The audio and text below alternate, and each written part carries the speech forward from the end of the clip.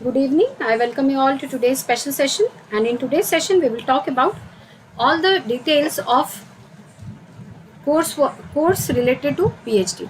So हम आज PhD related सारी जो भी डिटेल्स आपको जानने की ज़रूरत है ताकि आपको पता चल सके, पूरा क्लियर पिक्चर आपके सामने आ सके, उस बारे में हम बात करेंगे. आप अपने डाउट्स भी पूछ सकते हैं. We will talk about all this things in this special session. उससे पहले मैं देख लूँ क्या मैं दिख रही हूँ. यस, मैं दिखाई भी दे रही हूँ एंड मेरी आवाज़ भी आ रही है. So let's begin with today's session. So Priyanka, hello बेटा. सो PhD, आप अगर नेट का आपको जैसे पता है, नेशनल एलिजिबिलिटी टेस्ट CSIR या UGC, ये दोनों ही NTA द्वारा NTA के अंडर में है एंड ये दोनों बॉडीज़ नेट JRF का एंट्रेंस करते हैं. तो इसमें आपको पता है 2 मेरिट लिस्ट होता है, या DBT का हो या ICMR का हो, किसी का भी है अगर, तो नेट और नेट जो है CSIR UGC का, इस केस में 2 मेरिट लिस्ट आता है. ये हम पहले भी देख चुके हैं. DBT में भी 2 मेरिट लिस्ट आता है, लेकिन ICMR में एक ही लिस्ट आता है जिसमें सिर्फ 120 सीट्स होते हैं. हम पहले देख लेते हैं कि किन एग्जाम्स की वजह से आप कौन सी क्वालिफिकेशन मिलेगी जिससे कि PhD के बारे में सोच सकते हैं. So they are NET by CSIR UGC, जो हमने पहले देख चुका है. ये दोनों NTA के अंडर आते हैं, जो पहले MHRD के विच इज़ अंडर MHRD. तो ये NET is conducted by CSIR and UGC, then ICMR, then DBT. एक और आप बात कर सकते हैं DBT सेट. तो ये ओवरऑल कुछ मेन एग्जाम्स हैं. ICMR में 120 सीट्स ही हैं which is related to biosciences and medical field. लेकिन CSIR NET and UGC NET, इसमें 2 मेरिट लिस्ट आता है. DBT का भी 2 मेरिट लिस्ट आता है. सेट का भी, सेट जो होता है वो लेक्चरशिप के लिए होता है, तो सेट में भी 2 कट ऑफ या 2 मेरिट लिस्ट आप बोल सकते हैं. तो जो 2 कट ऑफ होते हैं या 2 मेरिट लिस्ट होता है वो क्या होता है? अगर कट ऑफ कम है, लेट्स सपोज CSIR नेट की अगर बात करेंगे तो 150, अगर 102 से 105 कट ऑफ रेंज है, यू विल बी क्वालिफाइड या you will be an LS lectureship आपके पास होगी. अगर आपके पास 115 से 118 के आसपास, नॉर्मली ये मेरा कैलकुलेशन है, नॉर्मल आप एक JRF होंगे. तो अगर आप एक JRF हैं तो you will be eligible for fellowship. Simple इसका मतलब यही है. अगर आप JRF हैं, आपके पास अगर JRF के कट ऑफ से ऊपर आपका है, तो फेलोशिप आपको मिलेगी फॉर PhD. और इसका कोई मतलब नहीं है JRF होने का. सिर्फ आप अगर PhD करेंगे तो आपको फेलोशिप मिलेगी, जो कि एक अमाउंट है, जो कि हम बात कर चुके हैं. 31,000 per month for first 2 years and 35,000 for next 3 years and contingency amount 20,000. अगर आप JRF हैं तो अगर आपका कट ऑफ इस लिस्ट रेंज में है, नॉर्मल ये जो ओवर द ईयर्स का कट ऑफ लिस्ट मैंने निकाला है, रेंज निकाला है, तो इस हिसाब से आपको बस एक फेलोशिप मिलेगी जिससे आप अपने PhD के जो लाइफ है उसको सस्टेन कर सकते हैं. DBT में भी यही है. 2 मेरिट लिस्ट है. एक मेरिट लिस्ट में आप एलिजिबल होंगे फेलोशिप के लिए, दूसरे में आपको RA के लिए एलिजिबल होंगे, रिसर्च एसोसिएट, जिसमें आप किसी प्रोजेक्ट पे काम कर सकते हैं लेकिन आपको फेलोशिप नहीं मिलेगी. ये सब आपको पता ही है. तो अगर फेलोशिप मिल रही है PhD के लिए, so that will be helpful for you. वो एक अमाउंट आपको मिलेगा. इसके अलावा कौन से इंस्टीट्यूट या यूनिवर्सिटी में आप जा सकते हैं. तो देखिए, ऐसा होता है कि कई बार एंट्रेंस एंड इंटरव्यू दोनों होता है. ठीक है. अगर आपके पास JRF है तो आप यहाँ पे अगर वैकेंसी निकली है या है एक यूनिवर्सिटी में या इंस्टीट्यूट में, एंट्रेंस या इंटरव्यू के लिए आया है एडवर्टीजमेंट फॉर PhD. अगर एंट्रेंस हो रहा है मतलब JRF is not a eligibility criteria. यहाँ पे सब अप्लाई कर सकते हैं. एंट्रेंस इंटरव्यू आप क्वालिफाई कर लेंगे, you will be eligible for PhD in that university और इंस्टीट्यूट. एंड PhD के लिए आपको इंस्टीट्यूशनल फेलोशिप मिल सकती है. यहाँ पे आपके पास JRF नहीं है तो आप ये सोचेंगे कि मेरे पास तो JRF नहीं है लेकिन मैंने एंट्रेंस और इंटरव्यू क्वालिफाई कर लिया है, सो अब मैं तो PhD कर सकता हूँ या कर सकती हूँ, लेकिन मुझे फेलोशिप तो नहीं मिलेगी, तो फिर मैं कैसे सर्वाइव करूँगा. इंस्टीट्यूशनल फेलोशिप होता है। इसके अलावा आपने ये भी सुना होगा कोई गोल्ड मेडलिस्ट होते हैं, आप यूनिवर्सिटी टॉपर अगर हैं तो यूनिवर्सिटी टॉपर को अलग फेलोशिप्स भी मिलती हैं पीएचडी करने के लिए। जैसे इंस्पायर फेलोशिप एक है, एक एग्जांपल है जो हमारे एरिया में होता है। तो अगर आप गोल्ड मेडलिस्ट हैं तो आपको आपका यूनिवर्सिटी जहाँ से आपने पीजी किया है वो भी आपको एक फेलोशिप दे सकता है। गोल्ड मेडलिस्ट टॉपर होना चाहिए आपको अपने सब्जेक्ट में, एमएससी में, अपने ऑनर्स में। इसके अलावा आपके पास अगर गोल्ड मेडल नहीं है, गोल्ड मेडलिस्ट नहीं है या आप जेआरएफ नहीं है और किसी यूनिवर्सिटी में अगर एंट्रेंस और इंटरव्यू निकला है वैकेंसी, तो आप आराम से पीएचडी कर पाएंगे। वहाँ पे इंस्टीट्यूशनल फेलोशिप आपको मिलेगा। अगर सिर्फ इंटरव्यू के लिए बुलाया जा रहा है, जो ज़्यादातर इंस्टीट्यूट्स में होता है, सिर्फ इंटरव्यू के लिए बुलाया जा रहा है, उस केस में जेआरएफ इज़ मैंडेटरी। आपको जेआरएफ होना ही पड़ेगा अप्लाई करने के लिए, क्योंकि वहाँ एंट्रेंस नहीं हो रहा है। तो आप सिर्फ इंटरव्यू क्वालिफाई करके एंटर करने वाले हैं। इन दैट केस आपके पास जेआरएफ होना ज़रूरी है, ठीक है। एंड कई बार बिना इसके भी आप एंटर कर सकते हैं। वो डिपेंड करता है कि कहाँ पे, किस यूनिवर्सिटी या इंस्टीट्यूट में आप जाना चाहते हैं। लेकिन टॉप के अगर बात करें तो ये 2 मेथड से आप एंटर कर सकते हैं। एंड जेआरएफ है, लेट्स सपोज आपके पास जेआरएफ है तो आपको जेआरएफ का फेलोशिप मिलेगा सीएसआईआर से, डीबीटी से या यूजीसी से, कहीं से भी मिल सकता है। इंस्टीट्यूशनल मिल सकता है, अगर लेट्स सपोज उस इंस्टीट्यूट में इंस्टीट्यूशनल भी मिल रहा है, ये भी है आपके पास। अगर गोल्ड मेडलिस्ट हैं आप तो वो भी आपके पास एक ऑप्शन है।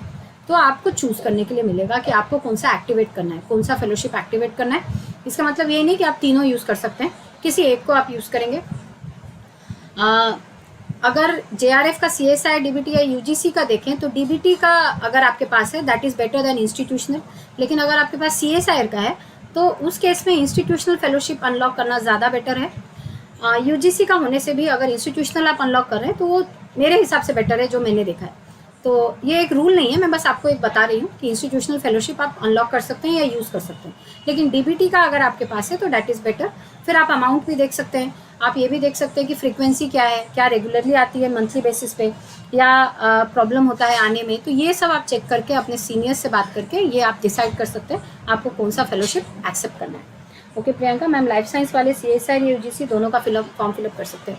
नहीं बेटा, लाइफ साइंस वाले सिर्फ सीएसआईआर का ही कर सकते हैं, क्योंकि अगर आपको यूजीसी का करना है तो यूजीसी में आपके पास एंथ्रोपोलॉजी या तो उसमें पीजी होना चाहिए, एनवायरमेंटल साइंस उसमें पीजी होना चाहिए। तो एनवायरमेंटल साइंस आप सोच सकते हैं, लेकिन सीएसआईआर ही अगर आप करेंगे तो बेटर होगा। एनवायरमेंटल साइंस के रिलेटेड आप यूजीसी के लिए जा सकते हैं, ठीक है। हो गया, ये हुआ आप कहाँ पे किस तरह से एंटर कर सकते हैं, एंट्रेंस, इंटरव्यू, ये सारी बातें हो गई। अब आपने पीएचडी के लिए आपका सिलेक्शन हो गया है तो आपको पहले कोर्स वर्क करना पड़ेगा। कोर्स वर्क ड्यूरेशन होता है 6 मंथ से 1 ईयर का। ये डिपेंड करता है उस इंस्टीट्यूट पे या यूनिवर्सिटी पे कि आपको कोर्स वर्क 6 मंथ्स का मिलेगा या 1 ईयर का मिलेगा। कोर्स वर्क क्या है, इसमें आपके कुछ सब्जेक्ट्स होते हैं। जिस तरह से एमएससी या बीएससी का सेमेस्टर होता है उसी तरह से कोर्स वर्क में कुछ सब्जेक्ट्स होते हैं। क्या क्या? प्रेजेंटेशन एंड कम्युनिकेशन स्किल्स, ठीक है, स्किल एनहांसमेंट का कोर्स होगा। देन आपके पास आपको डेटा एनालिसिस, स्टैटिस्टिक्स, ये सारी रिलेटेड आपको एक सब्जेक्ट में पढ़ाया जाएगा। देन आपको अपना कोर, जिस सब्जेक्ट में आपको या जिस फील्ड में आप करना चाहते हैं पीएचडी, उस रिलेटेड आपका एक टॉपिक होगा, एक पेपर हो सकता है। ये डिफरेंट पेपर्स होते हैं। सो आपको basically data interpretation, data analysis, सब स्टैटिस्टिक्स, किस तरह से अपने डेटा को इंटरप्रेट करना है, कैसे प्रेजेंट करना है, उसके लिए एक होगा। आपका प्रेजेंटेशन, कम्युनिकेशन स्किल्स को एनहांस करने के लिए होगा। और आपका कोर सब्जेक्ट होगा। बेसिकली ये होता है, कहीं कहीं इससे भी ज़्यादा पेपर्स होते हैं। एंड कोर्स वर्क में जैसे नॉर्मल एक सेमेस्टर होता है वैसे सेमेस्टर के एंड में एग्जाम्स होते हैं, इंटरनल भी होता है, इस तरह से होता है कोर्स वर्क। ड्यूरेशन 6 मंथ से 1 ईयर है। अब आपका कोर्स वर्क हुआ, आप सिलेक्ट हो गए पीएचडी के लिए या आपका पीएचडी का जर्नी स्टार्ट हुआ, तो स्टार्टिंग में सबसे पहले आपको कोर्स वर्क करना पड़ेगा। उसके बाद कोर्स वर्क हो गया, फिर उसके बाद आपको डिसाइड करना होगा कि क्या आपका फील्ड है, क्या आपका टॉपिक है पीएचडी का। उसमें टाइम लगता है, वो डिपेंड करता है स्टूडेंट पे और गाइड पे। लव जसराय मैम, केमिस्ट्री वाले कौन कौन से अप्लाई कर सकते हैं? और मैम गेट, सीएसआई वगैरह सभी के टेस्ट कॉमन होते हैं? नहीं बेटा, सबका अलग अलग होता है। गेट, सीएसआई सब अलग अलग एग्जाम्स होते हैं। एंड आप अगर केमिस्ट्री के लिए बोल रहे हैं तो आपके लिए सीएसआई हो सकता है, आपके लिए मैं तो लाइफ साइंस से हूँ तो आपके लिए सीएसआई ही एक कॉमन, मैं जो जानती हूँ जहाँ तक, सीएसआई नेट आप दे सकते हैं। आपके स्टेट में अगर सेट है तो आप सेट दे सकते हैं, क्योंकि हमने एक वीडियो में बात किया था CSIR, UGC, set, ICMR, DBT इन सब के बारे में। तो सेट अगर आपके स्टेट में अवेलेबल है, जो कि कुछ स्टेट्स में ही है, तो आप वो दे सकते हैं। इसके अलावा आप ये है। फिर गेट के लिए तो बेसिकली मुझे लाइफ साइंस रिलेटेड ही पता है, लेकिन गेट इंजीनियरिंग के लिए ज़्यादा यूज़फुल है। तो केमिस्ट्री के लिए जहाँ तक मुझे पता है CSIR, UGC, CSIR NET and set ये दोनों है। एंड गेट, CSIR सबका अलग अलग एग्जाम होता है। और जो मैं PhD का फॉर्मेट बता रही हूँ ये सब सब्जेक्ट्स के लिए, सबके लिए है, इसमें कुछ अलग नहीं होगा, हर सब्जेक्ट के लिए अलग होगा, सेम ही है। अगर आपका लाइफ साइंस है तो भी आपको ये स्टेप्स करने हैं, आपका केमिस्ट्री है तो भी ये स्टेप्स करना है, अर्थ साइंस है तो भी, जो भी आपका फील्ड है आपको ये स्टेप्स के थ्रू जाना है। तो सबसे पहले तो आपको अगर एंट्रेंस क्वालिफाई करना है, हम लिस्ट बना लेते हैं। अगर आपके पास JRF है प्लस, उसके बाद आपको इंटरव्यू क्वालिफाई करना होगा और एंट्रेंस और बोथ आपका यूनिवर्सिटी या इंस्टीट्यूट सिलेक्ट हो गया, वेलकम बेटा। इंटरव्यू और यूनिवर्सिटी सिलेक्ट हो गया, उसके बाद आपका कोर्स वर्क होगा, ठीक है।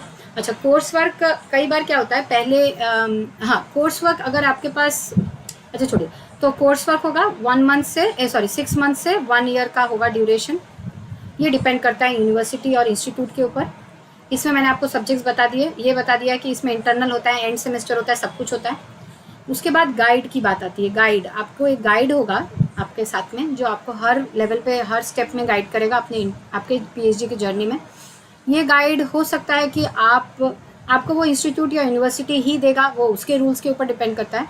कई बार ऐसा होता है, कई बार नहीं, कुछ इंस्टेंसेस ऐसे हैं कि अगर आपको वो यूनिवर्सिटी के प्रोफेसर्स के बारे में या वहाँ पे लोगों के बारे में पता है, तो आप इन्फ्लुएंस कर सकते हैं, मेल पे कन्विंस करने की कोशिश कर सकते हैं किसी एक पर्टिकुलर पर्सन को टू बी योर गाइड, लेकिन वो रेयर ही होता है। तो ये गाइड जो है ये आपको यूनिवर्सिटी या इंस्टीट्यूट ही प्रोवाइड करेगा। नेक्स्ट, आपका ये होने के बाद में गाइड, कोर्स वर्क के बाद में ये सब शुरू हो जाता है।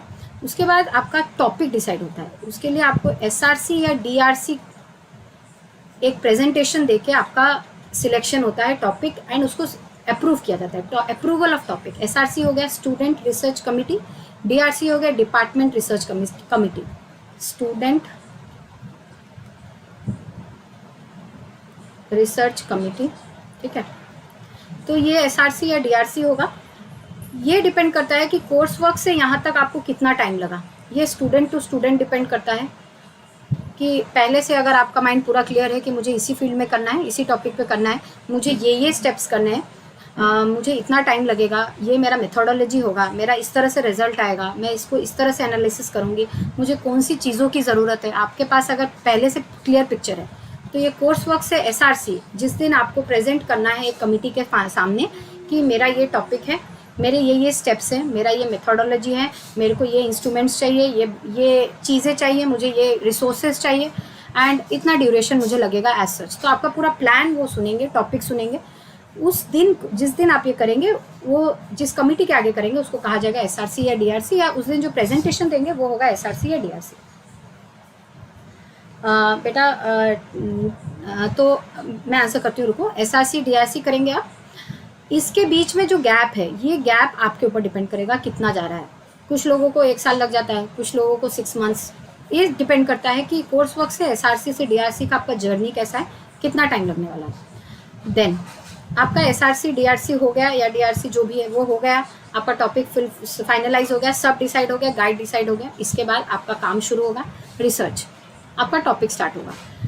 टॉपिक्स क्या हो सकता है? लाइफ साइंस की बात करेंगे तो आप किसी भी फील्ड में कर सकते हैं जिसमें आपको इंटरेस्ट है। अगर आपने इंटरव्यू एंट्रेंस उस तरह का दिया है, वैसा क्वालिफिकेशन है आपके पास, सारी चीज़ें, तो आपके ऊपर डिपेंड करेगा कि आप किसके ऊपर कर रहे हैं। हो सकता है आप किसी डिजीज़ के ऊपर कर रहे हो, एड्स का वैक्सीन रिलेटेड कुछ काम कर रहे हो, तो ये जो काम आपका जो रिसर्च होगा वो बहुत ही माइन्यूट या बहुत ही डिटेल्ड वे में आपको पता होना चाहिए मुझे क्या करना है, क्या से कहाँ जाना है। SRC के बाद में आप 2 इयर्स के बाद कभी भी सबमिट कर सकते हैं अपना फाइनल अपना डिफेंस कभी भी दे सकते हैं। मतलब आपका काम कंप्लीट हो गया, आपको बस सबमिट करना है कि मेरा ये रिजल्ट है, इससे ये बेनिफिट हुआ है, ये सारी चीज़ें। SRC जिस दिन आपका हुआ उस दिन से 2 इयर्स के बाद आप कभी भी कर सकते हैं। उसके बाद ऐसा नहीं है कि आपको इतना टाइम लगाना ही है, 2 ईयर्स के बाद कभी भी कर सकते हैं। 5 ईयर्स तक फेलोशिप मिलती है, जो कि एक्सटेंड भी हो जाती है कुछ केसेस में। अगर आपका गाइड या इंस्टीट्यूट या यूनिवर्सिटी आपको हेल्प करने के लिए है रेडी, और कुछ आपका ऐसा कंडीशन है कि आपका 5 ईयर्स लग गया है, कंप्लीट नहीं हुआ है काम, तो 5 ईयर्स के बाद भी फेलोशिप एक्सटेंड की जा सकती है, लेकिन नॉर्मली फेलोशिप 5 ईयर्स तक ही दी जाती है। तो आप 2 से 5 ईयर्स तक का टाइम ले सकते हैं आफ्टर SRC और DRC, और इस दौरान में आपको फेलोशिप मिलेगा एंड आपके काम को फाइनेंस करेगा गवर्नमेंट। आप आराम से रिसर्च कर पाएंगे उस लैब में। आप अपने हिसाब से टाइम दीजिए, क्या कर सकते हैं क्या नहीं, फुल टाइम देना है। ज़्यादातर अगर आप इस प्रोसेस से आ रहे हैं तो आपका फुल टाइम ही होगा PhD। किसी और प्रोसेस से जा रहे हैं तो पार्ट टाइम भी होता है, पार्ट टाइम काम भी कर सकते हैं आप। अगर जॉब में आप हैं फिर PhD करना चाह रहे हैं तो ऑफकोर्स आपको फेलोशिप नहीं मिलेगी। तो ये सारे कुछ और भी इंफॉर्मेशन है। तो 2 ईयर्स के बाद में आप 2 ईयर्स के अंदर में, या 2 ईयर्स के बाद में कभी भी सबमिट कर सकते हैं। सबमिट करने का क्राइटेरिया क्या है, तो आपका जो रिसर्च है वो एज अ रिसर्च पेपर आपको पब्लिश आपका होना चाहिए in one of the UGC care list. UGC care list क्या है, तो UGC अप्रूव्ड जर्नल्स का एक लिस्ट है जो कि आपको वेबसाइट पे मिलेगा, लेकिन वो उसके लिए आपको बाय करना पड़ेगा उस लिस्ट को।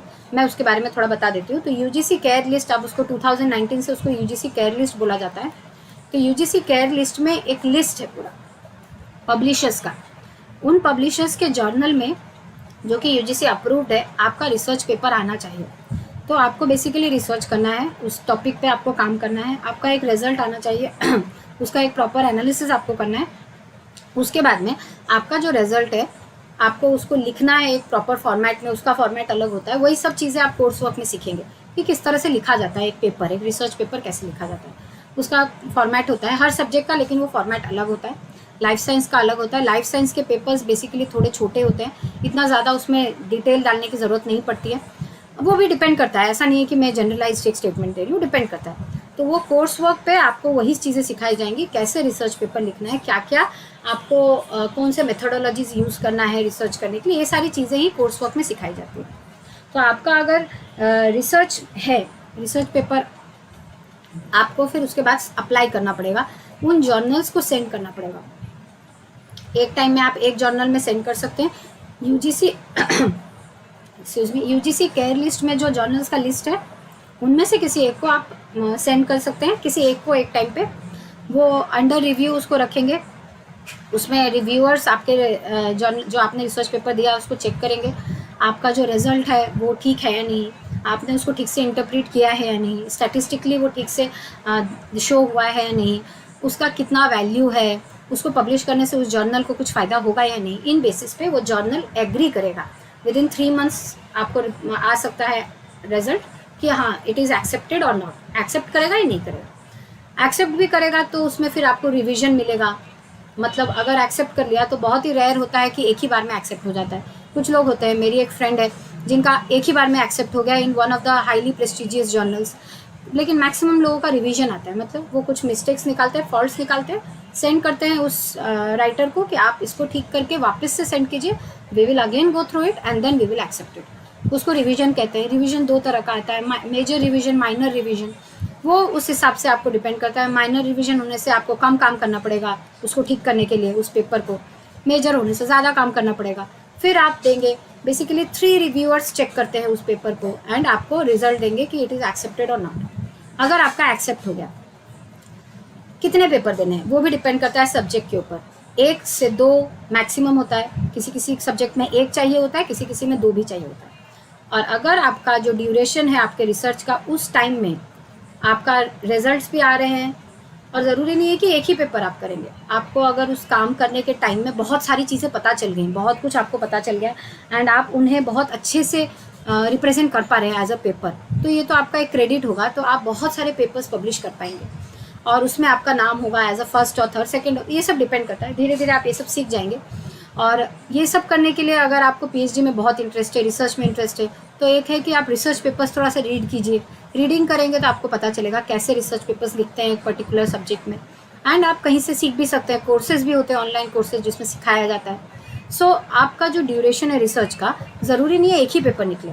आप हो सकता है ऐसा काम कर रहे हो बहुत वास्ट हो, जिसमें आपको बहुत रिजल्ट्स मिलते जा रहे हैं, आप उनको दिखाते जा रहे हैं। आप एक क्यों 4 पेपर निकालिए अपने काम से। तो ये आपके smart work and hard work and dedication पे डिपेंड करेगा, आपका कितना टाइम लगा पीएचडी रिसर्च काम खत्म होने में, एंड उसके बाद में आप कितना पब्लिश कर पा रहे हैं। अगर आप बहुत पब्लिश कर पा रहे हैं तो ये आपका क्रेडिट होगा इन फ्यूचर। आपका अगर जब आप अप्लाई करेंगे कहीं पे भी फॉर जॉब्स, किसी भी चीज़ में, आप टीचिंग लाइन में जाना चाहते हैं, रिसर्च लाइन में जाना चाहते हैं, तो these research papers are your credit. ये आपको हेल्प करेगा लैडर में ऊपर चढ़ने के लिए। मिनिमम नंबर होता है 1 से 2 सब्जेक्ट्स के ऊपर डिपेंड करता है। कहीं 1 पब्लिश हो जाने से भी आप सबमिट कर सकते हैं फाइनल, कहीं 2 के लिए वेट करना पड़ेगा। फाइनल सबमिशन के लिए आपको उससे पहले एक और होता है 7 पॉइंट्स हो गए। 8th पॉइंट प्री पीएचडी होता है। आपका सारा काम खत्म हो गया, लेट्स सपोज सारे रिजल्ट्स आ गए, गाइड ने सब अच्छे से देख लिया, सैंक्शन कर दिया, आपके लेट्स सपोज 3 रिसर्च पेपर आ गए उस ड्यूरेशन में, 4 साल आपको लगा है, लेट्स सपोज ये स्टोरी है। उसके बाद में आपका प्री पीएचडी होगा।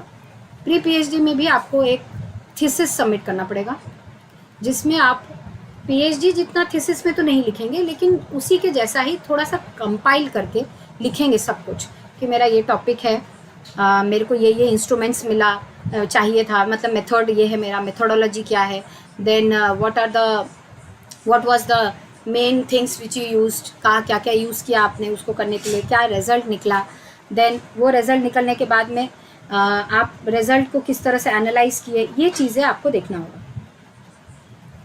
अच्छा, इसको प्री पीएचडी या प्री सबमिशन भी कहते हैं, ठीक है। प्री सबमिशन बेटर वर्ड होगा अगर बोलेंगे तो, प्री सबमिशन उसको बोलते हैं। आपको सबमिट करना है एंड आपको ये दिखाना है कि हाँ मेरा ये काम इस तरह से हुआ है, मेरा ये हुआ है, मैंने इस तरह से रिजल्ट लाया है एंड उसको इस तरह से एनालिसिस किया है। तो ये ओवरऑल आपको लगेगा, इसमें भी थोड़ा टाइम लगता है, यानी आपका सारा रिसर्च पेपर्स आ गए, सब ठीक है, उसके बाद में आपको प्री सबमिशन के लिए अलाउ किया जाएगा। मैं इसको थोड़ा सा क्लीन कर देती हूँ। सो प्री सबमिशन के लिए अगर अलाउ किया तो फिर आपको थोड़ा टाइम लगेगा उसको कंपाइल करके लिखने में, एंड फिर आपका एक कमिटी है जो आपके गाइड हैं, को गाइड होते हैं, इस तरह से एक कमिटी होती है जो आपके काम को रिव्यू करेगी।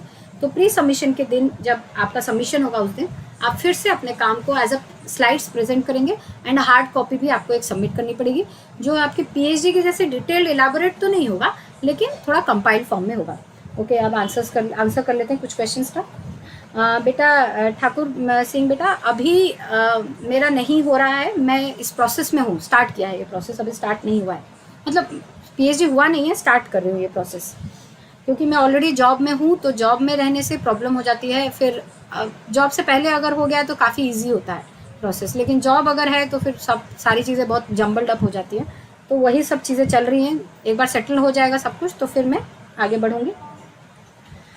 मैं क्या मैम मेरी पीएचडी मेरी एमएससी अभी कंप्लीट हो गई है, मैं क्या पीएचडी कर सकती हूँ, कैसी होगी, क्या करना होगा? अच्छा, आपके पास अगर जेआरएफ है तो आप अप्लाई कीजिए, नहीं है तो सिर्फ आप ऐसा देखिए, एडवर्टीजमेंट्स के ऊपर देखिए कि कहाँ पे वैकेंसी है। वैकेंसी नहीं, मैं बोलना चाहती हूँ कि पीएचडी के लिए कहाँ अलाउ कर रहे हैं, कहाँ एनरोलमेंट चालू हो रहा है। जहाँ भी चालू हो रहा है आपके आसपास में देखिए। अगर आपके पास जेआरएफ नहीं है तो आपके पास में कहाँ पे आपको कन्वीनियंस होगा करने में, वहाँ पे देखिए कि उस यूनिवर्सिटी या इंस्टीट्यूट में अभी ओपन है या नहीं सिलेक्शन प्रोसेस। अगर प्रोसेस ओपन है तो आपको इंटरव्यू देना होगा, अगर जेआरएफ है, नहीं है तो एंट्रेंस इंटरव्यू करके आप अंदर जा सकते हैं। लेकिन ये सब चीज़ें एडवर्टीजमेंट के ऊपर डिपेंड करेगी, और आपको वेबसाइट्स चेक करना पड़ेगा। ईयर के स्टार्टिंग में ज़्यादातर होता है, ईयर के मिडिल में मुश्किल ही है, ईयर स्टार्टिंग में ही ज़्यादातर ये चीज़ें होती है, तो आप उस पर ध्यान दीजिए। एंड अगर निकल रहा है आपके पास, अगर अपॉर्चुनिटी आ गई है, आसपास में है, कन्वीनियंस है आपको, तो आप कर सकते हैं। नहीं, आपके पास जेआरएफ है, आपका करियर का अलग स्केल है, तो फिर आप ऑल ओवर इंडिया में सर्च कर सकते हैं। ठीक है बेटा, ओके। तो अब थोड़ा अनअकैडमी के बारे में मैं बता दूं। Unacademy is the largest platform where you can prepare your selves for CSI NET entrance. मेरा कोड है SHELL-K10 एंड इससे आपको मैक्सिमम बेनिफिट्स मिलेगा।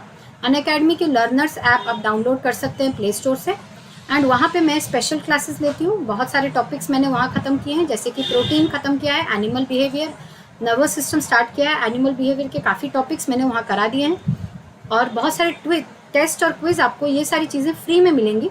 लेकिन इसे करने के लिए आपको ये कोड यूज़ करना पड़ेगा, तभी आप इन चीज़ों को अनलॉक कर पाएंगे। मैं अनअकैडमी की इस चैनल पे 7 PM पे क्लासेस लेती हूँ डेली रेगुलर बेसिस पे, कल से DNA रिपेयर स्टार्ट होगा। अभी तक replication, transcription, translation and topology of DNA, structure of DNA, structure of RNA इतना खत्म हो चुका है।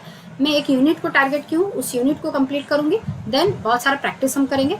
तो आप वो क्लासेस भी देख सकते हैं। अगर आपको ये सब पसंद आता है, बाकी एडुकेटर्स का भी सब कुछ पसंद आता है, तो आप सब्सक्रिप्शन ले सकते हैं। 2 तरह की सब्सक्रिप्शन है, प्लस एंड आइकॉनिक। यहाँ पे प्लस सब्सक्रिप्शन के चार्जेस है। 1 मंथ का है 2900 टोटल, 3 मंथ्स का है 6250, 2083 पर मंथ, 6 मंथ्स का है 11600, 1933 पर मंथ, 12 मंथ्स का है 14500, 1208 पर मंथ एंड 24 मंथ्स का है 20000 total, 833 rupees per month.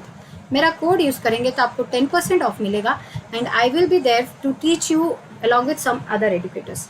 And आप EMI में पेमेंट कर पाएंगे 6 मंथ्स एंड अबव का सब्सक्रिप्शन लेने से। यहाँ आइकॉनिक के चार्जेस है, 6 मंथ्स का है 18000 टोटल, 3000 पर मंथ, 12 मंथ्स का है 26000 total, 2167 per month and 24 months का है 45000 टोटल, 1875 पर मंथ। आपको शेल K10 कोड यूज़ करने से बेनिफिट होगा, 10% ऑफ EMI में पेमेंट करने को मिलेगा। There is a price hike alert. Plus and iconic के 3 मंथ्स के सब्सक्रिप्शन के हाई प्राइजेस बढ़ने वाले हैं। अगर आपको सब्सक्रिप्शन लेना है तो this is the best time. As well as you are going to get a benefit from 8th to 15 सितंबर। अगर आप 8 से 15 सितंबर के बीच में सब्सक्रिप्शन लेते हैं, 12 मंथ्स के साथ में आपको 2 मंथ्स का एक्स्ट्रा मिलेगा। So this is all about Unacademy. तो हम अपने डिस्कशन पे फिर से जाते हैं। नेक्स्ट क्वेश्चन, मैम कितना टाइम दे MSc का साथ CSNA प्रिपरेशन के लिए, कितना टाइम लगेगा? ओके अगर समझ लीजिए आपने MSc में एनरोल किया, फर्स्ट सेमेस्टर है, आप अगर फर्स्ट सेमेस्टर के फर्स्ट डे से आप सीरियस हैं, BSc में आपके कॉन्सेप्ट्स काफ़ी क्लियर हैं, आपने फॉरेन ऑथर की बुक्स यानी स्टैंडर्ड बुक्स BSc के टाइम में ही फॉलो करना स्टार्ट कर दिया था, सारे नहीं कुछ भी अगर पढ़ना स्टार्ट किया है, आपका हैंड्स ऑन एक्सपीरियंस है बुक्स के ऊपर, तो आप फर्स्ट सेमेस्टर के फर्स्ट डे से अगर सीरियस हैं 6 मंथ्स में आपका हो जाएगा। अगर आप सीरियसली प्रिपेयर करेंगे फर्स्ट सेमेस्टर पूरा आपका एंड सेम तक, अगर बीच में निकला एग्ज़ाम हुआ तो आपका क्वालिफाई हो जाएगा। नहीं तो फिर आपके पास सेकेंड सेमेस्टर का जो 6 मंथ्स है वो है आपके पास, थर्ड सेमेस्टर है आपके पास, फोर्थ सेमेस्टर। बेसिकली देखा जाए तो MSc में आपके पास 4 मौके हैं, क्योंकि आपको 6 मंथ्स आपको 6 मंथ्स मिलने वाले हैं 2 ईयर्स में। तो आपको उस मैंने ऑलमोस्ट अगर बात की जाए तो आपको 6 मंथ्स के 4 चांसेस मिलने वाले हैं। पहले में नहीं हुआ सेकंड में हो जाएगा, सेकंड नहीं तो थर्ड नहीं तो फोर्थ, बाय चांस फोर्थ में नहीं होगा तो आप MSc के बाद 6 मंथ्स का ब्रेक लेके 5th में ज़रूर क्वालिफाई कर लेंगे। प्रॉपर गाइडेंस चाहिए। बाय चांस BSc में अच्छा कॉन्सेप्ट नहीं भी है तो भी आप अगर MSc के फर्स्ट डे से स्टार्ट कर रहे हैं, नहीं मुझे आज से कॉन्सेप्ट लाना है, स्टैंडर्ड बुक्स पढ़ना है, अच्छे से पढ़ना है, प्रैक्टिस करना है, तो भी आपका विदिन 6 मंथ्स हो जाएगा। हार्ड वर्क चाहिए और कुछ नहीं, यहाँ पे सिर्फ हार्ड वर्क, थोड़ा सा स्मार्ट वर्क चाहिए। आया समझ में आर्यन बेटा? ठीक है, तो इस तरह से करेंगे तो आराम से हो जाएगा। ये 6 मंथ्स का जो गैप है ना, उसको अपना टारगेट बनाइए। किस तरह से दिसंबर या जून जो आपके सामने पहले पड़ेगा, उसके बाद जो पड़ेगा उसको कैसे क्रैक करना है, तो हार्ड वर्क स्मार्ट वर्क कीजिए, हो जाएगा। ठीक है, उसके बाद ठीक है, तो प्री सबमिशन के लिए आपको फिर कुछ टाइम मिलेगा। आप अपना स्लाइड्स प्रेजेंट करेंगे, प्रेजेंटेशन देंगे और अपना हार्ड कॉपी में सबमिट करेंगे। आपका जो पूरा कमेटी है वो आपका पूरा काम को देखेगा, एनालिसिस करेगा, ऑफकोर्स उसमें कुछ फॉल्ट्स निकाला जाएगा, ये सब होगा, डिस्कशन होगा। आपका जो शॉर्ट कमिंग्स या फॉल्ट्स होगा आप उसको प्री सबमिशन के बाद ठीक कीजिए। तो प्री सबमिशन अब एक ऑलमोस्ट फाइनल है कि अब PhD आपका फाइनल सबमिशन होने वाला है। ठीक है, वेलकम बेटा। तो प्री सबमिशन हो गया। अब इसके बाद में आपको अपना फाइनल थीसिस लिखना है। थीसिस में चैप्टर्स होते हैं। चैप्टर 1 उसमें आपको इंट्रोडक्शन देना है, चैप्टर 2 मेथड्स मेथोडोलॉजी, आपका डिस्कशन देना है, आपका रिजल्ट्स पे डिस्कस करना है। ये सारे चैप्टर 1 2 3 4 5 इस तरह से कुछ चैप्टर्स होंगे। डिटेल आपको पूरा लिखना है, आपके PhD का जर्नी उसमें, मतलब स्टोरी नहीं, आपके काम को उसमें अच्छे से आपको प्रेजेंट करना है एंड आपको स्लाइड्स बनानी है। अगर आपका प्री सबमिशन अच्छा हो गया ना, तो वो सबमिशन जो फाइनल सबमिशन होगा उसी के जैसा ही है। मेन होता है प्री सबमिशन। ये अगर हो गया ना एक बार किसी की लाइफ में, PhD के टाइम में ऑलमोस्ट सबमिशन के पास आप पहुंच गए। सबमिशन के पहले कुछ टाइम आपको मिलेगा, आप अपना थीसिस जो है उसको कंप्लीट करेंगे, सबमिट करेंगे अपने गाइड को। आपका गाइड उसको चेक करके मेजर फॉल्ट्स है तो उसको आपको वापस से दिया जाएगा, आप फिर से उसको चेक करेंगे, फिर सबमिट करेंगे। फिर गाइड को अच्छा लगा तो वो फॉरवर्ड करेगा आगे एक्सटर्नल के पास, क्योंकि गाइड जो होता है वो इंटरनल होता है आपका। जिस तरह से प्रैक्टिकल में वाइवा होता है ना, उसी तरह से गाइड आपका इंटरनल एग्जामिनर होता है। एंड जो एक्सटर्नल होता है वो आपके दूसरे मेंबर्स होते हैं आपकी कमिटी के। एक कमिटी फॉर्म होती है जो उस फील्ड रिलेटेड काम किए होते हैं, कमिटी फॉर्म होती है पहले ही। तो एक्सटर्नल के पास फिर वो थीसिस फॉरवर्ड की जाती है, वो चेक करते हैं उसे कुछ टाइम लेके। अगर फॉल्ट है तो वापस आपके पास भेजा जाता है, नहीं तो फिर अप्रूव कर दिया जाता है। एंड आपको पेपर वर्क करने के लिए टाइम दिया जाएगा, एक पर्टिकुलर डे डिसाइड होगा एंड उस डेट पे या डे पे आप सबमिट करेंगे अपना, उसको डिफेंस भी कहते हैं, आप डिफेंस करेंगे अपने थीसिस को। वो आपको कुछ क्वेश्चंस पूछेंगे, आपको क्वेश्चंस का आंसर करना है, प्रेजेंटेशन देना है, अपने काम को अच्छे से शो करना है। आपके पास रिसर्च पेपर्स तो पहले से है ही, सबमिशन बस एक फॉर्मेलिटी की तरह होता है। उस दिन सबमिशन हो गया, यू हैव बिन, आपको अवार्ड कर दिया जाएगा पीएचडी एंड ये स्टोरी वहीं पे ख़त्म हो जाएगी। सो ये एक जर्नी है, ईजी तो नहीं बोलूँगी, डिफ़िकल्ट भी नहीं बोलूँगी, ये डिपेंड करेगा आपके काम का, आपका काम क्या है। ऐसा नहीं कि आप इतना डिफ़िकल्ट कुछ ले लें कि जिसमें आप प्रोसीड ही ना कर पाए, जिसमें रिजल्ट ही ना आए। डिफ़िकल्ट का मतलब ये नहीं कि आप काम नहीं कर पाएंगे, डिफ़िकल्ट का मतलब है जिसमें रिजल्ट ही नहीं आ रहा है, कोई एंड ही नहीं है। ये सब डिपेंड करता है सिचुएशन के ऊपर, आपके काम के ऊपर, आपके गाइड के ऊपर, आपका इंस्टीट्यूट और यूनिवर्सिटी के ऊपर, ये सब पे डिपेंड करता है। एंड मोस्ट इम्पॉर्टेंटली आपके ऊपर, आप कितना कूल मेंटेन करके कितना डेडिकेशन से काम कर रहे हैं उस पर डिपेंड करता है। आप कितना अच्छा रिसर्च पेपर लिख रहे हैं, कितने कंसिस्टेंट है, उस पर डिपेंड करता है। एंड अगर पीएचडी आपका इस तरह से हो गया तो आपके नाम के आगे ऑफकोर्स डॉक्टर लगेगा, जो बहुत सारे लोगों का सपना होता है। एंड उसके बाद आप आराम से प्रोफेसर के लिए या असिस्टेंट प्रोफेसर कहीं पे भी आप आराम से अप्लाई कर पाएंगे। नहीं तो ये आपके जॉब में, आपके करियर में एक बहुत बड़ा माइलस्टोन है, because this is one of the most respected and highest form of achievements in a student's life या in the life of a person. इस तरह से होता है इंटरनेशनल लेवल पे। एंड जो जर्नल्स की मैंने बात की, पब्लिशर्स के कुछ नाम मैं आपको बता देती हूँ, आपको पता भी होगा। एल्सेवियर, फ्रांसिस एंड को, देन नेचर एक और पब्लिशर है जो कि बहुत ज़्यादा हाईली रिवर्ड है, सबसे ज़्यादा हाईएस्ट है। तो इस तरह से आप गूगल में भी टाइप कर सकते हैं टॉप 10 पब्लिशर्स। तो ये सारे पब्लिशर्स को आप इंटरनेशनली रिनाउंड जो हैं उन्हें आपको सबमिट करना है, क्योंकि अगर इंटरनेशनली रिनाउंड और यूजीसी केयर लिस्ट में अगर नाम नहीं है उस पब्लिशर का तो आपको कोई बेनिफिट नहीं होगा उसमें पब्लिश होने का अपना पेपर। तो आपको वो टॉप 10 पब्लिशर्स है या वो यूजीसी केयर लिस्ट आपको लाना होगा एंड उसमें से किसी को सबमिट करना पड़ेगा। ये सारी डिटेल्स आप ऑलरेडी जान जाएंगे एक बार आप इस प्रोसेस में घुस गए तो this is the overall diagram मैंने इनफैक्ट बना दिया। ओवरऑल आपको एक पिक्चर दे दिया कि इस तरह से पीएचडी होता है। एंड आप ये समझ लीजिए one of the most reward, सबसे रेस्पेक्टेड डिग्री है। तो इसमें आप जितना अच्छे से काम करेंगे उतना ये आपको लाइफ टाइम हेल्प करेगा। और डिफ़िकल्ट भी नहीं है, मैं बोल रही हूँ डिफ़िकल्ट हो जाएगा अगर आप ऐसा टॉपिक चूज़ कर लेंगे, या आपके गाइड की वजह से हो सकता है कुछ प्रॉब्लम्स डेवलप कर जाए, या इंस्टीट्यूट या यूनिवर्सिटी आपको हेल्प नहीं करने को तैयार है, तो ऐसे सिचुएशंस डेवलप कर सकते हैं। लेकिन मोस्टली जो सिचुएशंस होते हैं वो फेवरेबल ही होते हैं, इसलिए इतने सारे लोग कर पाते हैं। आपका फर्स्ट स्टेप जो है वो CSI नेट या UGC नेट, अगर आप आर्ट्स के लाइन से हैं तो आप ये आपका फर्स्ट स्टेप है JRF क्वालिफाई करना। अगर आपके पास JRF का नहीं आप कर पा रहे हैं तो आपका सिंपल इतना कॉन्सेप्ट होना चाहिए कि किसी भी एंट्रेंस को आप क्वालिफाई कर ले, PhD एंट्रेंस एंड इंटरव्यू, ये दोनों तो ऑप्शन हो सकता है ना। एंड और भी सारे तरीके हैं घुसने के PhD के अंदर में, आप धीरे धीरे जान जाएंगे। और भी कुछ वेज हैं जिससे आप एंटर कर सकते हैं, वो यूनिवर्सिटी या इंस्टीट्यूट पे डिपेंड करेगा। ठीक है, so that's all for today's session. I think मैंने ऑलमोस्ट सारा इन्फॉर्मेशन दे दिया है। कुछ पूछना है आप लोगों को तो पूछ सकते हैं। कल के सेशन में हम नेट के बारे में, UGC net and CSI net के डिटेल में बात करेंगे कि लाइफ साइंस के बच्चे क्या कर सकते हैं, दूसरे सब्जेक्ट के बच्चे कैसे ही कर सकते हैं, कितना कट ऑफ जाएगा, कितना फेलोशिप होता है, क्या JRF की वैलिडिटी कितनी है, LS की कितनी वैलिडिटी है। तो all the details will be discussed at 9 PM tomorrow. So make sure you come and attend that session. So आपको और कुछ पूछना है, कोई और डाउट है किसी को? Anyone wants to ask anything? और अगर अच्छे से प्रिपेयर कर रहे हैं तो ये आपका क्वालिफाई हो जाएगा, क्योंकि अगर आपके पास LS है तो ही आप बहुत सारा, आपके पास अगर LS है, हाँ प्रकाश बेटा क्या पूछना चाह रहे हैं? आपके पास अगर LS है क्वालिफिकेशन, मेरिट लिस्ट में अगर आपका LS भी, आप LS से ज़्यादा अगर आपने मार्क्स रख लिए हैं तो भी आप जॉब के लिए तो क्वालिफाई कर ही जाते हैं। अगर वैकेंसी निकलेगी वो भी डिपेंड करेगा, मैंने आपको बोला these are all eligibility criteria. This is not guarantee, JRF and LS is not a guarantee, this is all eligibility criteria. So polity के लिए बेटा UGC का आपको देखना पड़ेगा, UGC का जो 81 सब्जेक्ट्स का लिस्ट है उसमें आप देखिए, एंड जो भी मैंने सब स्टेप्स बोले हैं ना वो सारे सब्जेक्ट्स के लिए, सब के लिए, इसमें कुछ अलग नहीं होगा, सब्जेक्ट वाइज कुछ नहीं, बस एक ही डिफर करेगा कि आपका कितना रिसर्च पेपर चाहिए आपको सबमिट करने के लिए, एंड कौन से पब्लिशर का के आपके पास आपको जाना है, कौन से publisher.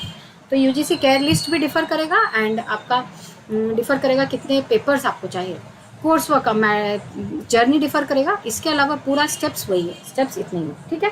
So that's all for today's session, thank you all, thank you for watching. कल के सेशन में हम UGC net, CSI net related सारी इन्फॉर्मेशन के बारे में बात करेंगे। So thank you all, thank you for watching, thank you for asking questions, thank you for responding, thank you all the best. जो भी जिस चीज़ के लिए प्रिपेयर कर रहे हैं वो सबको मिल जाए, मैं यही